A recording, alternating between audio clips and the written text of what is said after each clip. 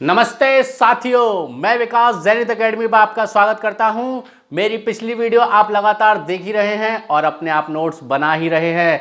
आप तैयार हो जाएं, फिर से एक बार तैयार हो जाएं। आपके लिए एक बढ़िया सी वीडियो फिर लेके आया हूं जिससे कि आपका जो नोट्स है वो और ज़्यादा तैयार हो जाएगा। आप बेफिक्र रहें, जैसे मैं कह रहा हूं, पिछली वीडियो से लगातार बोलता चला रहा हूं। आप चिंता ना करें, आपके जो नोट्स हैं वो बिल्कुल तैयार करा दूंगा मैं। जब तक आपका एग्ज़ाम होगा बिल्कुल बेहतरीन तरीके से आपके नोट्स बन चुके होंगे। बस क्या करना है, आपको एक पेन लेनी है, कॉपी लेनी है और लगातार लिखना है और क्या करना, उनको याद करना है। और हमेशा एक बात याद रखना कि जितना आपको लिखना है उतना ही आपको याद करना है और उसे पढ़ना ही है। ज़्यादा ना लिखें और ज़्यादा भी ना पढ़ें, दोनों ही क्या हैं, हानिकारक हैं। आप जितना लिखें उतना ही पढ़ें, क्योंकि आपके एग्ज़ाम में उतना ही आना है जितना आप इम्पोर्टेंट पढ़ रहे हैं। भैया 30 क्वेश्चन, 40 क्वेश्चन, 50 क्वेश्चन आने हैं, वो आने कहाँ से हैं? अलग अलग पार्ट्स से आने हैं। आपका जीएस काफ़ी बड़ा पार्ट है, उनको अलग अलग भागों में विभाजित करके पढ़ें। एक साथ पढ़ने की कोशिश ना करें, ना प्रयास करें। आप उनको अलग अलग समय दें, अलग अलग तरीके से पढ़ें। जहां तक है आप उसको सरल भाषा से तैयार करने का प्रयास करें। जितने आप अच्छे प्रीवियस क्वेश्चंस लगाएंगे उतना आपको क्या रहेगा, फायदा रहेगा। और ज़्यादा से ज़्यादा क्या करें, आप मेहनत करें। आज आपके लिए मैं पॉलिटी का यानी कि भारतीय राज्य व्यवस्था का एक और चैप्टर लेके आया हूं। मेरे ख्याल से ये शायद राज्य व्यवस्था की 5वीं या 6ठी वीडियो होगी जिसमें आपको काफ़ी कुछ मिला होगा। और आज की वीडियो में तो आपको ये समझिए कि पुलिस का एग्ज़ाम और जीडी का एग्ज़ाम और रेलवे के एग्ज़ाम में आपका एक नंबर आना ही आना है। जैसे पिछली बार टेट में भी यहाँ से एक प्रश्न आया था और सी टेट में भी पूछा जाता है। आपके प्रत्येक एग्ज़ाम के लिए बहुत महत्वपूर्ण वीडियो है ये। आप लगातार इसे देखें और नोट्स बनाएं, क्योंकि आप देखेंगे नहीं और आप तक पहुंचेगी नहीं। आप जैसे ही देखें दूसरे के व्यक्ति के पास क्या करें, शेयर करें, जिससे कि वो भी अच्छे नोट्स बना सकें और आपको क्या हो सके, एक मेरी जानकारी के माध्यम से एक अच्छे नोट्स मिल सकें। तो चलो स्टार्ट करें। ठीक है भाई, चलो स्टार्ट करते हैं। आज है भारतीय संविधान के स्रोत। देखिए, भारतीय संविधान में अलग अलग संविधानों से पढ़कर अलग अलग स्थानों से क्या लिए गए थे, स्रोत लिए गए थे। यानी कि कई देशों के संविधान, लगभग 8 देशों के संविधान पढ़ने के बाद में कुल 11 देशों के संविधान से कुछ महत्वपूर्ण स्रोत लिए गए। आपको ज़रूरी नहीं है कि आपको सारे संविधान के स्रोत याद हों। मैं फिर कह रहा हूं, आपको वही पढ़ना है जो आपके लिए आवश्यकता है, वो नहीं पढ़ना है जो अनावश्यक रूप से है। आपको वही चीज़ चाहिए जो आपके लिए एग्ज़ाम में आनी है और आपको वही याद करना है जो एक पेपर में आना है। मेरी वीडियो को अंत तक ज़रूर देखा करें जिससे कि आपको पूरी जानकारी मिले, क्योंकि जब तक पूरी जानकारी नहीं होगी तब तक आपको अच्छे नंबर्स नहीं मिलेंगे और अच्छे क्वेश्चंस भी पता नहीं चलेंगे कि कहाँ से किस तरीके से प्रश्न पूछे जाते हैं। क्योंकि अधूरा ज्ञान क्या होता है, खतरनाक होता है। लोग पढ़ा तो रहे हैं, बहुत कुछ पढ़ाते हैं, लेकिन क्या होता है, कुछ इंपोर्टेंट जानते हैं, कुछ इंपोर्टेंट नहीं जानते हैं। सब कुछ पढ़ाने हैं, सब कुछ सहलाते हैं, यानी एक ही लाठी से सबको दौड़ाते हैं। ऐसा कुछ नहीं है भाई, चुन चुन के दौड़ाना है, लाठी से मार मार के, किंचे लाठी से मार मार के पिघलाना है। चलो आगे चलते हैं। भारतीय संविधान के स्रोत, यानी कि 60 देशों के, लगभग 60 देशों के संविधान पढ़ने के बाद में कितने देशों से स्रोत लिए गए, तो 11 देशों से स्रोत लिए गए। कहां से लिए गए, 11 देशों से। देखो गिन लेते हैं, 1 2 3 4 5 6 7 8 9 10 11। ठीक है, कुल कितने देशों के संविधान से स्रोत लिए गए, तो भाई साहब 11 देशों के संविधान से स्रोत लिए गए। अब स्रोतों से प्रश्न कैसे पूछे जाते हैं, जैसे आपको एक स्रोत दे देगा, फिर उसके बाद में कहेगा कि ये किस देश से संबंधित है, या देश दे देगा और आपसे पूछेगा कि ये स्रोत किससे संबंधित है। आपको यूपीपीसीएस में यहाँ से प्रश्न मिलेगा ही मिलेगा एक भाई, पेपर भी आने वाला है। तो आप क्यों ना इससे बेटर आप क्या करें, इसको लिख लें, तो आपको क्या मिलेगी, एक सहायता मिलेगी। मैं इनका विस्तार भी, जितने पार्ट्स है इंपोर्टेंट, में उसका विस्तार भी बताता जाऊंगा कि क्या क्या आपको याद करना है। ठीक है, तो पहला देश ले लेते भाई, पहला देश है ब्रिटेन। तो ब्रिटेन से कौन कौन से स्रोत लिए गए हैं? संसदीय शासन प्रणाली, यानी भारत में जो शासन प्रणाली है वो किसके द्वारा संचालित होती है? तो संसद के द्वारा संचालित होती है। किसी भी नियम या अधिनियम को बनाने के लिए हमें किसकी आवश्यकता होती है? तो भैया संसद की आवश्यकता होती है। दूसरा है कि लोकसभा के प्रति, यानी मंत्रिपरिषद किसके प्रति उत्तरदायी होती है?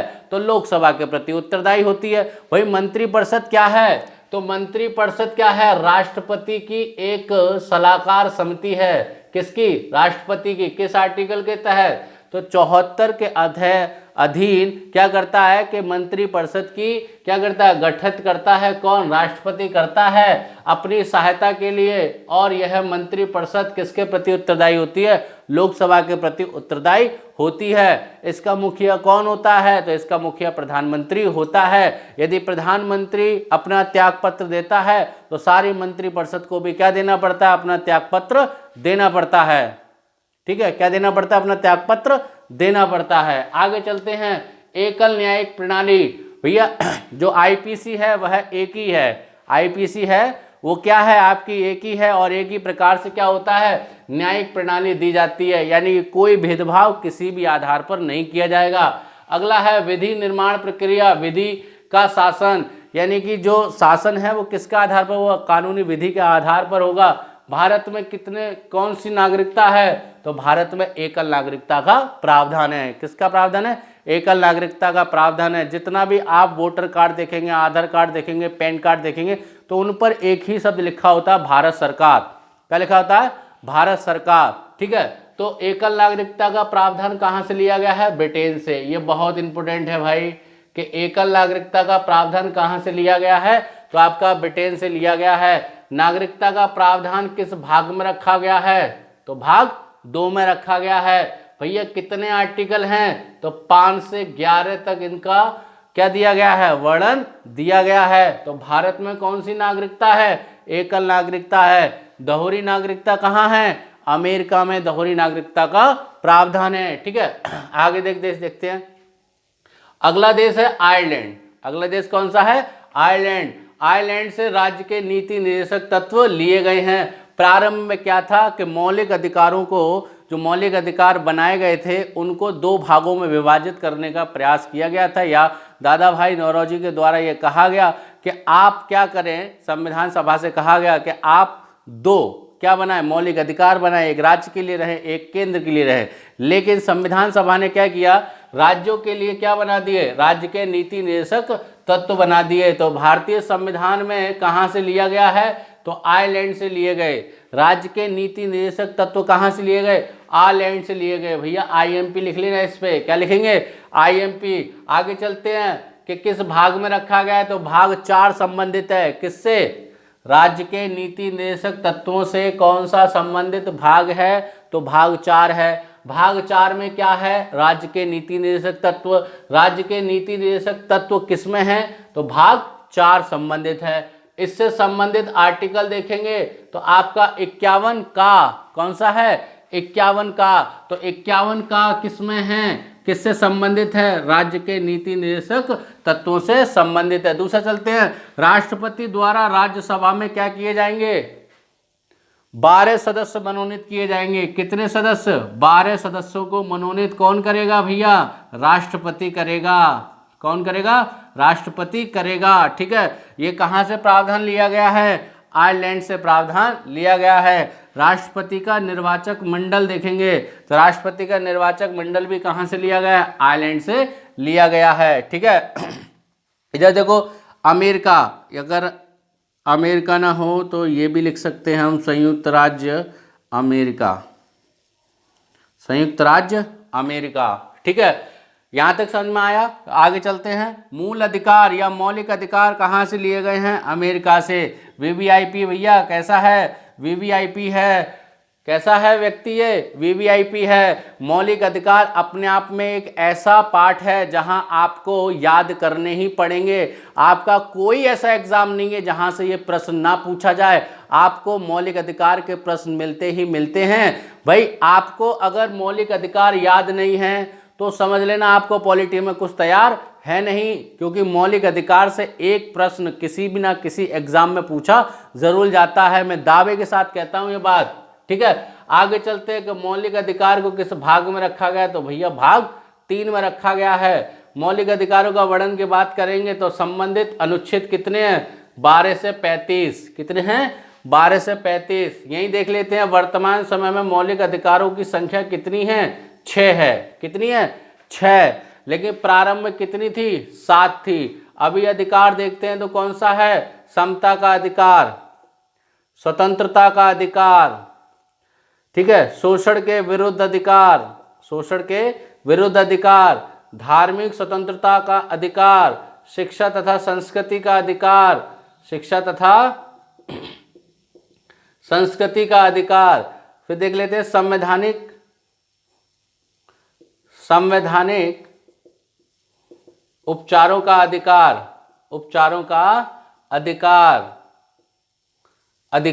ठीक है। समता का अधिकार 14 से 18, स्वतंत्रता अधिकार 19 से 22, शोषण के विरुद्ध अधिकार 23 से 24, धार्मिक स्वतंत्रता का अधिकार 25 से 28, ठीक है। शिक्षा का संस्कृति का अधिकार 29 से 30 और संवैधानिक औपचारिक का अधिकार कितना है भैया, आपका आर्टिकल 32। मैंने आपको पिछली बार जब वीडियो पढ़ा रहा था तो आर्टिकल 32 के बारे में बताया था। हृदय तथा आत्मा किसके द्वारा कहा गया, तो डॉक्टर भीमराव अंबेडकर जी के द्वारा कहा गया, ठीक है। किसके द्वारा कहा गया, तो डॉक्टर भीमराव अंबेडकर जी के द्वारा कहा गया। तो एक बार और रिकॉल कर लेते हैं कि अमेरिका से किसको लिया गया है, मौलिक अधिकार को। मौलिक अधिकार को किस संविधान से लिया गया है, अमेरिका से, ठीक है। अमेरिका के किस भाग में, भाग 3 में। आर्टिकल क्या है, 12 से 35 है। वर्तमान में मौलिक अधिकारों की संख्या 6, प्रारंभ में कितनी थी, 7 थी, ठीक है।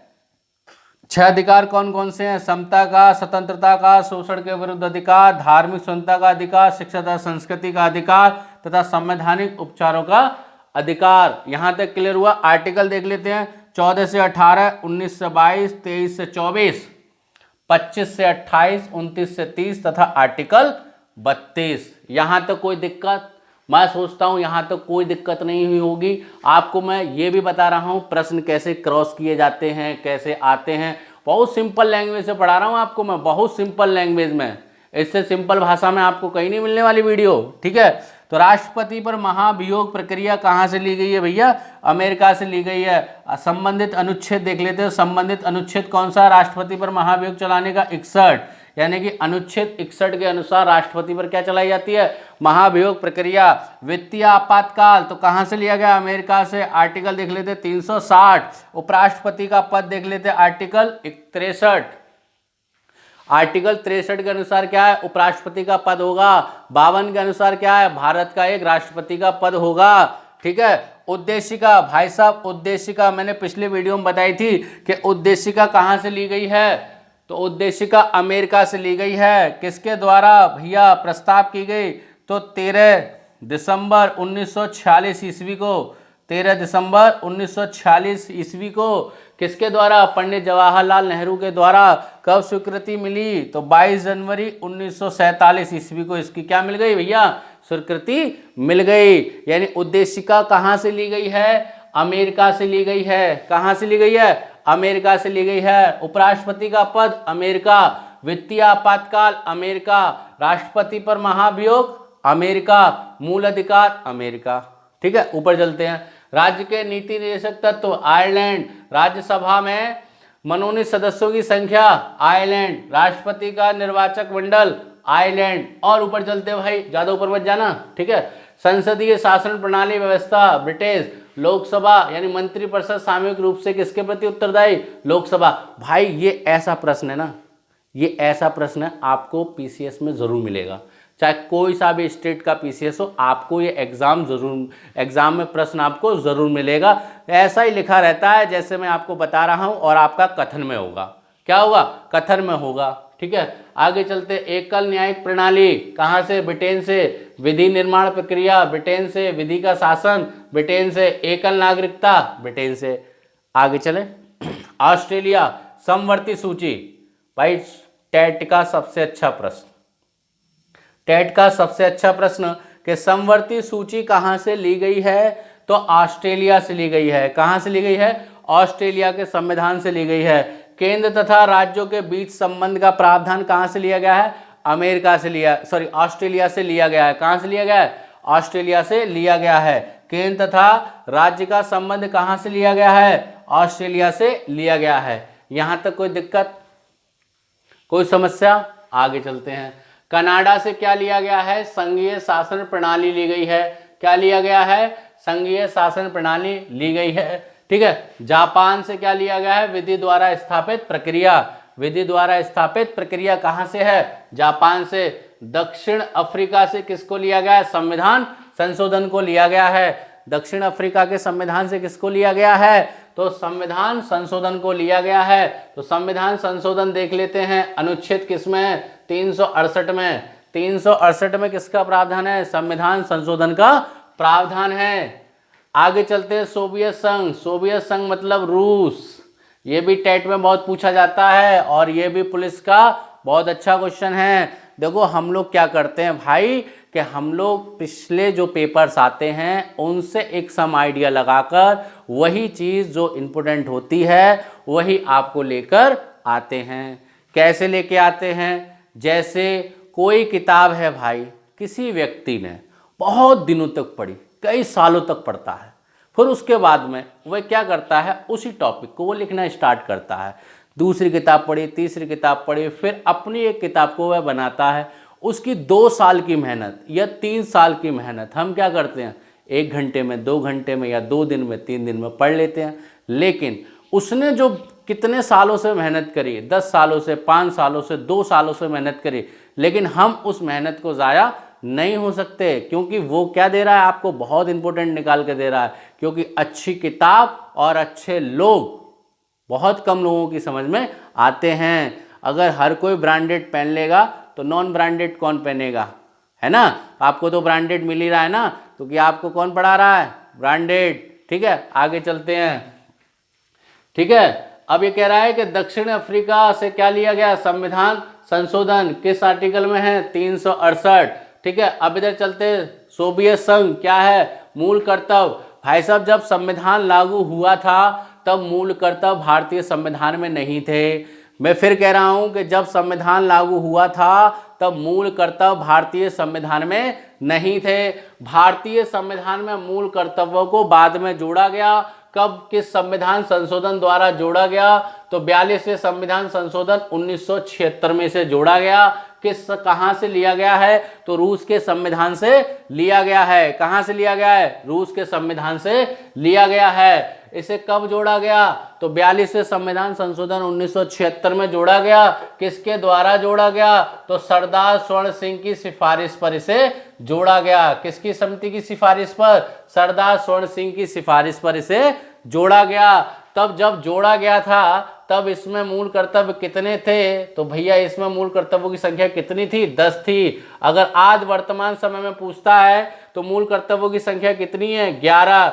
11वां मूल कर्तव्य क्या है? शिक्षा से रिलेटेड है। किससे रिलेटेड है? शिक्षा से रिलेटेड है। राज्य तथा माता पिता का यह कर्तव्य रहेगा कि वह 6 से 14 तक के बच्चों के लिए क्या करे? शिक्षा के लिए प्रेरित करे। भाई शिक्षा आपके लिए बहुत इंपॉर्टेंट है। उड़ते पर हैं, यानी आपको यदि उड़ना है तो आपको शिक्षा के पर लगाने पड़ेंगे। ये ऐसी उड़ान है जिससे आपको कोई नहीं रोक सकता। शिक्षा के उड़ान से कोई नहीं रोक सका। बस आप में क्या होनी चाहिए? कैपेसिटी होनी चाहिए। संसार में या भारत में इतनी सारी किताबें हैं कि आप बुढ़े हो जाएंगे पर किताबें खत्म नहीं होंगी, क्योंकि पढ़ाई क्या है? हमको 10 साल का भी बच्चा देता है और 80 साल के बुजुर्ग भी देते हैं। 10 साल का बच्चा हमें आगे की बातें बताता है और 80 साल का बच्चा 80 साल के जो लोग होते हैं वो हमें अपने लाइफ का क्या देते हैं? अनुभव देते हैं। हमें दोनों ही लोग महत्वपूर्ण हैं। हमारे लिए क्या है? दोनों ही लोग महत्वपूर्ण हैं। यदि दोनों को साथ लेके चलेंगे तो कौन चल रहा है? हम लोग चल रहे हैं। उन स्टेज पे कौन है? हम हैं। हमें 10 साल का बच्चा भी बनना है और हमें 80 साल के बुजुर्ग से भी क्या लेना? अपना अनुभव लेना है। आप दोनों से कभी बात करके देखिएगा कि 10 साल का बच्चा आपको ये बताएगा कि मैं भविष्य में ऐसा करूंगा, और 80 साल के जो बुजुर्ग होंगे आपको ये बताएंगे कि मैं ऐसे करके आया हूं, बेटा आप ऐसे करिए। देखिए दोनों लोग अपने अपने क्या देते हैं, अलग अलग एक्सपीरियंस देते हैं, और वो हमको क्या देते हैं भाई, सीख देते हैं। तो इसलिए हमको शिक्षा की उड़ान जरूर भरनी है भैया। पढ़ेंगे तभी तो बढ़ेंगे, तो पढ़ना जरूरी है। चलो फिर पढ़ लेते हैं। तो कह रहा है कि सोवियत संघ मूल कर्तव्य 42वें संविधान संशोधन, सरदार स्वर्ण सिंह समिति 10 कर्तव्य थे, वर्तमान में कितने हैं, 11 हैं। किससे संबंधित है, शिक्षा से संबंधित है। भैया जर्मनी से क्या लिया गया, आपातकाल उपबंध लिया गया है। क्या लिया गया है, आपातकाल उपबंध। 352 में क्या दिया गया है, राष्ट्रीय आपातकाल उपबंध का वर्णन दिया गया है। यानी 352, 356, 360 राष्ट्रीय आपातकाल, राजकीय आपातकाल और वित्तीय आपातकाल। ठीक है, ये सब किसके प्रति है, राष्ट्रपति के प्रति हैं। इनको लगाने का अधिकार किसको है, राष्ट्रपति को प्राप्त है। अगला चलते हैं, फ्रांस। क्या, फ्रांस गणतंत्रात्मक लिया गया है। ये इतना इंपोर्टेंट नहीं है भाई, पढ़ो पढ़ो मत पढ़ो कोई बात नहीं है, नोट। आगे चलते हैं, भारत सरकार अधिनियम। भारत सरकार अधिनियम 1935 का लगभग भारतीय संविधान में 75% भाग लिया गया है। यानी कि अगर मैं कहूं कि कौन सा तत्व सर्वाधिक महत्वपूर्ण है, कौन सा तत्व क्या है, सर्वाधिक महत्वपूर्ण है भारतीय संविधान के स्रोतों में, तो भारत शासन अधिनियम 1935 क्या है, भारतीय संविधान में सबसे महत्वपूर्ण है। ठीक है, तो आज हम लोग इस वीडियो को यहीं समाप्त करते हैं। मेरा बार बार यही कहना है कि आप लोग धैर्य बना के रखें, क्योंकि धैर्य क्या है, एक अपने आप में क्या है, बहुत अच्छी सवारी है जो कभी गिरने नहीं देती। आप जल्दी ना करें कि भाई उसका हो गया मेरा ना हुआ, उसका हो गया मेरा नहीं हुआ। आपका भी होगा, आपके लिए भी एक कुर्सी खाली है, लेकिन उसके लिए हमको क्या करनी पड़ेगी, मेहनत करनी पड़ेगी, जी तोड़ मेहनत करनी पड़ेगी। भाई लोहा गर्म होगा तभी हम चटका उसके क्या कर पाएंगे, मोड़ पाएंगे। तो अपने आप को क्या करें, उत्साहित रखें, हमेशा क्या बनाए रखें, उत्साहित बनाए रखें। जितना आप उत्साहित बनाए रखेंगे अपने आप को, उतना ही क्या रहेगा, हमारे अंदर उज्ज्वला यानी ज्वालामुखी फूटती रहेगी। भाई उस ज्वालामुखी के उद्गार को कभी ठंडा मत होने देना। अगर एक बार ठंडा हो गया तो उद्गार होने में बड़ा समय लग जाता है। वह जरूरी है, आपको शिक्षा के लिए जरूरी है, पढ़ना है, आगे बढ़ना है। आज के लिए इतना ही, ठीक है, आगे का लेक्चर आगे देंगे। मैं सोच रहा हूं इस पे कुछ प्रश्न बना दूं। जितनी भी वीडियो मैंने आपको बनाई है, तो मैं सोच रहा हूं आपको करीब 30 प्रश्न में प्रत्येक चैप्टर से 20-20 प्रश्न जो भी हैं आपके इंपोर्टेंट, जो विगत परीक्षाओं में आए हैं, वो क्या कर लूं, मैं आपके लिए सॉल्व करा देता हूं, जिससे आपको क्या लग जाएगा, एक आइडिया लग जाएगा कि भाई हाँ एग्जाम में आए हैं कि नहीं आए हैं, कि सर झूठ बोल रहे हैं कि सच बोल रहे हैं। मैं कभी झूठ नहीं बोलता। झूठ का मतलब क्या है, झूठ का मतलब झूठ नहीं, ठीक है, मैं कभी झूठ नहीं बोलता। मैं आपको जो बताऊंगा हकीकत बताऊंगा। जो मुझे नहीं आता वो मैं डायरेक्टली मना कर दूंगा, और जो आता है उसे दिल खोल के बताऊंगा। उसे क्या करूंगा, दिल खोल के बताऊंगा। आपके लिए क्या जरूरी है क्या नहीं जरूरी है, ये मैं आपको सीधे व्हाइट बोर्ड पर जरूर बता देता हूं। तो उस पर मेहनत करें, ना कि अपने बाहरी दिमाग पर प्रयोग करें, क्योंकि आपको अभी योग्य बनना है, योग्य, ठीक है। क्योंकि हमें अभी किसकी जरूरत है, योग्य बनने की जरूरत है। भाई साहब जब योग्य बन जाएंगे तो योग्यता अपने आप ले लेंगे।